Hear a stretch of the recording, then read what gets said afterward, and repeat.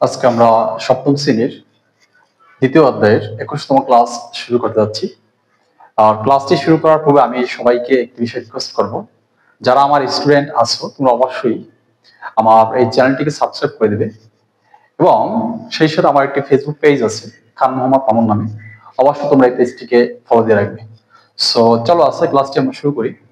আজকে ক্লাসে মূলত আমরা 30 পৃষ্ঠায় উদাহরণ 16 এবং 17 এই দুটি অঙ্কের সমাধান করব। দেখো উদাহরণ 16 কি আছে, একটি ছাগল 10% ক্ষতিতে, ভালো করে বুঝো, একটি ছাগল অঙ্ক করার ক্ষেত্রে শুরুতে আমাকে বুঝে নিতে হবে আমি কোন দিকে যাব। এটা হচ্ছে অঙ্ক করার একটা ধর্ম। সো তোমরা আগেই অঙ্ক একবার দুইবার তিনবার দরকার আরো বেশি পড়ে তারপর অঙ্কটাকে বুঝে নিতে হবে যে আমার কোন লাইনে যেতে হবে, তারপর শুরু করতে হবে, শুরু করলেই হবে না। দেখো বলছে একটি ছাগল 10% ক্ষতিতে বিক্রয় করা হলো। একটা ছাগল কেন সাপোজ, এবং অঙ্ক করার পাশাপাশি একটু রিয়েলাইজ করবা, বাস্তব জিনিস রিয়েলাইজ করবা, তাহলে বিষয়টা বুঝতে আরো সহজ হবে। তারপর সেই ছাগলটা অর্থাৎ 10% ক্ষতি মানে কি, এর মানে হচ্ছে শতকরা 10 টাকা তার লস হয়েছে। অর্থাৎ ধরো যদি 1000 টাকা ছাগল কেনে, তার মানে তার 100 টাকায় লস হয়েছে 10 টাকা, এরকমের 100 টাকা অর্থাৎ 1000 টাকা লস হবে কত, 100 টাকা। বিষয়টা হচ্ছে এরকমের। এবার বলছে বিক্রয় মূল্য 450 টাকা যদি বেশি হয় বা হতো তাহলে 5% লাভ হতো। এবার আবার একটা কথা বলে দিচ্ছে যে বিক্রয় মূল্য 450 টাকা বেশি হলে 5% লাভ হতো। এবার বলছে ছাগলটির ক্রয় মূল্য কত। দেখো তো আমাদের এখানে ছাগলের যেহেতু পার্সেন্টেজের অঙ্ক, সো এখানে আমরা ছাগলটির ক্রয় মূল্য জানি না। সো আমরা শুরুতে মনে করি বা ধরে লিখে নেব ছাগলটির ক্রয় মূল্য 100 টাকা। এই লেখাটা আমরা লিখে দিচ্ছি এখানে। দেখো শুরুতে লিখবো আমরা 16 নং, মনে করি ছাগলটির ক্রয় মূল্য। দেখো এখানে ক্রয় মূল্য 100 টাকা কেন ধরলাম, যেহেতু এখানে পার্সেন্টেজ রিলেটেড অঙ্ক, সো এজন্য আমরা মনে করলাম, ধরে নিলাম ছাগলটির ক্রয় মূল্য 100 টাকা। এখানে আমরা পার্সেন্টেজ রিলেটেড না থাকলে আমরা অন্য কিছু ধরে করতাম, অর্থাৎ এক্স বা ওয়াই অথবা ক এরকম কিছু। ক্রয় মূল্য সমান সমান কত, 100 টাকা। এখন বলছে দেখো একটি ছাগল 10% ক্ষতিতে বিক্রয় করা হলো, অর্থাৎ 10% ক্ষতিতে, তাহলে বিক্রয় মূল্য কত হবে, অর্থাৎ শতকরা 10 টাকা তার ক্ষতি হলো। তারপরে এখন লাগবো আমরা 10% ক্ষতিতে বিক্রয় মূল্য, 10% ক্ষতিতে বিক্রয় মূল্য।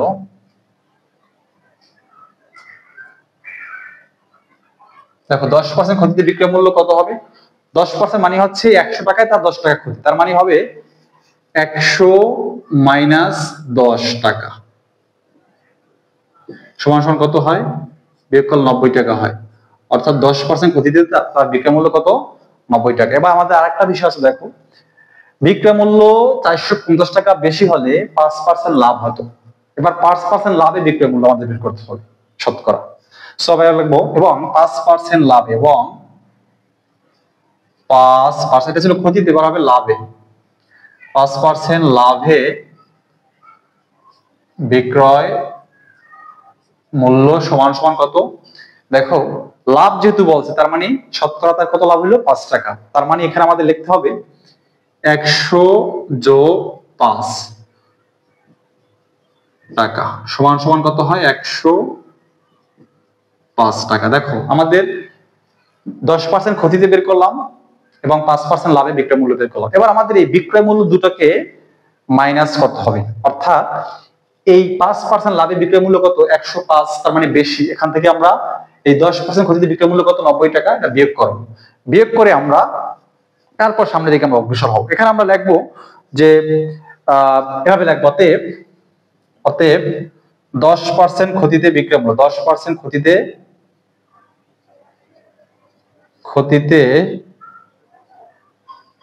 বিক্রয় মূল্য মাইনাস 5% লাভে বিক্রয় মূল্য, বিক্রয় মূল্য সমান সমান কত হয়, 105 মাইনাস 90। টাকা। দেখো বিয়োগ করলে কত হয়? 15 টাকা। দেখো বিয়োগ করলে কত হয়? 15 টাকা। এখন আমাদের অঙ্কে কি বলছে দেখো, বলছে বিক্রয় মূল্য 405 টাকা বেশি হলে 5% লাভ হতো। তার মানে এখান থেকে আমরা বুঝতে পারলাম দেখো, শতকরা অর্থাৎ এই যে দুইটা আমরা বিয়োগ করার পরে, কনভার্ট করার পরে আমরা এখান থেকে কি পাইলাম? এখান থেকে বুঝতে পারলাম যে আহ এখানে আমাদের এখানে আমাদের বিক্রয় মূল্য 15 টাকা বেশি হয়েছে কিসের উপরে ডিপেন্ড করে, ভিত্তি করে? এই 15 টাকা বেশি হলো বিক্রয় মূল্য, অর্থাৎ 10% হইতে বিক্রয় মূল্য মাইনাস 5% লাভে বিক্রয় মূল্য। এখন বিক্রয় মূল্য বাড়তি কত টাকা পাইছি আমরা? 15 টাকা। এই 15 টাকা আসছে কয় টাকায় আসছে? 100 টাকায়। অতএব লাগবো 15 টাকা বিক্রয় মূল্য বেশি হয়, অতএব 15 টাকা বিক্রয় মূল্য বেশি, 15 টাকা বিক্রয় মূল্য বিক্রয় মূল্য 15 টাকা বেশি হলে, উল্টে লিখলে ভালো হয় একটু, বিক্রয় মূল্য 15 টাকা বেশি হলে, যেহেতু ক্রয় মূল্য চাইছে, অতএব বিক্রয় মূল্য 15 টাকা বেশি হলে ক্রয় মূল্য কত? বিক্রয় মূল্য 15 টাকা বেশি হলে ক্রয় মূল্য অবশ্যই 100 টাকা হবে। এখন 100 টাকা কোন জায়গায় পাইলাম? এই যে আমরা 100 টাকা বললাম, ক্রয় মূল্য কত? 100 টাকা। অতএব বিক্রয় মূল্য 1 টাকা বেশি হলে ক্রয় মূল্য, দেখো যেহেতু কম, সো কম হলে কি হয়? ভাগ হয়, আমরা ভাগ করব, 100 ভাগ 15 টাকা। অতএব বিক্রয় মূল্য দেখো কত টাকা বেশি হলে কি বলছে? বিক্রয় মূল্য 450 টাকা বেশি হলে। অতএব আমরা লিখবো বিক্রয় মূল্য 450 টাকা বেশি হলে, তাহলে 100 গুণ 450 টাকা, নিচে হচ্ছে 15। এবার আমরা কাটাকাটি করি, আমরা কাটাকাটি করলে দেখি কি আসে। আমরা এই 15 দিয়ে যদি আমরা এই 45 কে কাটি 3 বার, আর একটা শূন্য আছে, তার মানে 30 হবে, অর্থাৎ 15 দিয়ে 450 কে কাটলে 30 বার যায়, আর 30 আর 100 গুণ করলে হয় 3000 টাকা। অতএব কি লিখবো? অতএব আমরা লিখবো বিক্রয় মূল্য 450 টাকা বেশি হলে, সরি, অতএব ছাগলটির ক্রয় মূল্য কত? অতএব লিখবো ছাগলটির ক্রয় মূল্য, অতএব ছাগলটির ক্রয় মূল্য হচ্ছে 3000 টাকা। এটা হচ্ছে আমাদের উদাহরণ 16-র আনসার।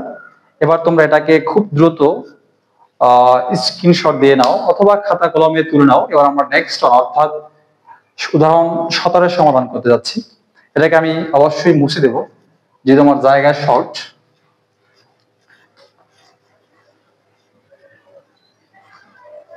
দেখো পরেরটা কি বলছে, এখানে বলছে নাবিল মিষ্টির দোকান থেকে প্রতি কেজি 250 টাকা দরে বা হিসেবে 2 কেজি সন্দেশ ক্রয় করেন। অর্থাৎ নাবিল সে কি করছে? মিষ্টির দোকান থেকে 2 কেজি সন্দেশ কিনছে এবং প্রতি কেজি সন্দেশের দাম ছিল কত? 250 টাকা। এবার বলছে ভ্যাটের হার 4 টাকা হলে, এবার আবার এই মিষ্টির সাথে আবার কি বলছে? কেজি প্রতি ভ্যাটের হার, কেজি প্রতি না, সরি, ভ্যাটের হার মানে হার যেহেতু বলছে, তার মানে 100 টাকায় 4 টাকা ভ্যাট। তো ভ্যাটের হার 4 টাকা হলে সন্দেশ কেনা বাবদ সে দোকানিকে কত টাকা দিবে? তো আগে এখান থেকে আমাদের প্রথমে কি করতে হবে? মিষ্টির দামটা, অর্থাৎ যে মিষ্টি বা সন্দেশ কিনছে এটার দামটা আমাদের বের করতে হবে। সেই দামের উপরে যে ভ্যাট অর্পণ করা আছে বা ভ্যাট সংযোজন করা আছে, সেই ভ্যাট আমাদের বের করতে হবে। কিন্তু এখানে বলে দিচ্ছে ভ্যাটের হার কত? 4 টাকা। তার মানে 100 টাকায় ভ্যাট কত? 4 টাকা। তারপর মোট টাকার উপর ভ্যাট কত, সেই ভ্যাটটা আমরা বের করব। তারপর মিষ্টির দাম এবং ভ্যাট, মোট ভ্যাট দামের উপরে যে আসা ভ্যাট, সেই ভ্যাটটা যোগ করলে আমরা দোকানিকে সে কত টাকা দেবে সেটা আমরা পেয়ে যাব। তো শুরুতে আমরা লিখবো যে যেহেতু এখানে বলছে প্রতি কেজি সন্দেশ, তাহলে লাগবে 1 কেজি সন্দেশের দাম 17 নম্বর, 1 কেজি 1 কেজি সন্দেশের দাম সমান সমান কত 250 টাকা। অতএব সে সন্দেশ কিনছে কত কেজি, এই যে 2 কেজি, তার মানে লাগবে অতএব 2 কেজি সন্দেশের দাম, 2 কেজি সন্দেশের দাম হচ্ছে কত 250 গুণ 2 টাকা। 250 আর 2 গুণ করলে হয় কত 500 টাকা। সো আমরা এখানে লিখলাম 500 টাকা। এই যে এটা পেয়ে গেলাম যে দোকানে গিয়ে তাকে মিষ্টি বাবদ অবশ্যই 500 টাকা দিতে হবে। এখন এই 500 টাকার উপরে কত টাকা মূল্য সংযোজন করা আছে, অর্থাৎ ভ্যাট আসছে, ভ্যালু অ্যাডেড ট্যাক্স, সেটা আমাদের বের করতে হবে। কিন্তু এখানে বলে দিয়েছে যে ভ্যাটের হার হচ্ছে 4 টাকা। ভ্যাটের হার 4 টাকা মানে হচ্ছে 100 টাকায় ভ্যাট হচ্ছে 4 টাকা। এবার আমার ভ্যাটের হারটা যে 4 টাকা দেওয়া আছে, তোমার ভ্যাট মোট ভ্যাট কত সেটা আমরা বের করবো। অতএব আবার লাগবে এখানে আবার 100 টাকায় ভ্যাট, 100 টাকায় ভ্যাট সমান সমান কয় টাকা 4 টাকা। এখন এটা কোন জায়গা থেকে আবার 100 পাইলাম তোমরা বুঝতে পারো, বলতে পারো যে এই হার মানে হচ্ছে ভ্যাটের হার মানে হচ্ছে 4%, অর্থাৎ হার মানে কি পার্সেন্টেজ। তার মানে 100 টাকায় ভ্যাট দিতে হচ্ছে তাকে 4 টাকা। এখান থেকে আমাদের 100 আসছে। অতএব 1 টাকায় ভ্যাট সমান সমান কত 4, নিচে হবে 100। এখন দেখো সে মোট কয় টাকার মিষ্টি কিনছে, মোট কত 500 টাকা। তার মানে 500 টাকার ভ্যাট বের করতে হবে। অতএব 500 টাকার ভ্যাট, 500 টাকার ভ্যাট কত 4 গুণ 500 আর নিচে হচ্ছে 100।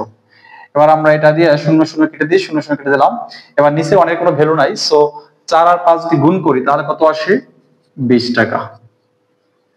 দেখো তার মানে দেখো এই যে নাবিল যে মিষ্টি কিনলো সেখান থেকে তার মিষ্টি দাম হচ্ছে 500 টাকা, আর এই টাকার বিনিময়ে ভ্যাট আসছে কত 20 টাকা। সো এই 500 এবং প্লাস 20 এখান তাকে এই মোট এই টাকা তাকে কি করতে হবে দোকানিকে দিতে হবে। এখানে বলছে ভ্যাটের হার 4 টাকা হলে সন্দেশ কেনা বাবদ সে দোকানিকে মোট কত টাকা দিবে। অতএব লাগবো নাবিল দোকানিকে মোট দিবে, নাবিল ভ্যাট সহ, নাবিল ভ্যাট সহ দোকানিকে মোট কত 500 যোগ 20 এত টাকা, সরি এখানে লেখা আমাদের ভুল হয়েছে, মোট দিবে, মোট দোকানিকে দিবে মোট, এরকম লিখি দোকানিকে দিবে